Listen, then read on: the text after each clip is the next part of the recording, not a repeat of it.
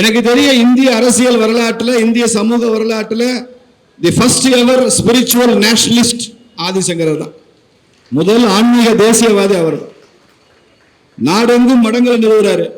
அவர் தமிழ்நாட்டில் கேரளாவில் பிறந்தவர். அப்போ தமிழர் இருந்திருப்பார். அப்போ மலையாள மொழி தோன்றி இல்லாத காலமாக இருந்திருக்கும். அவங்க அம்மா பேர் ஆரியாம்பாள், அப்பா பேர் சிவகுரு. ஆனால் இவருக்கு திராவிட சிசுன்னு பேர். ஆதிசங்கரருக்கு திராவிட சிசுன்னு பேர். ஆனால் அவங்க அம்மா பேர் ஆரியாம்பாள்னு பேர்.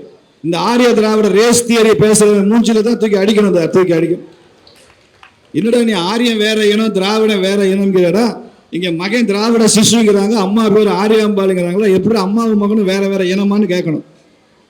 அதுக்கு என்ன விளக்கம் வருதுன்னு கேட்கணும். அப்படிலாம் வேற வேற இனமெல்லாம் இல்லை. ஆரிய திராவிடம் என்பது இனம் இல்லை.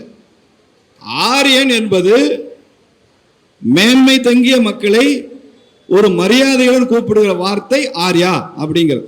It's a respectable word.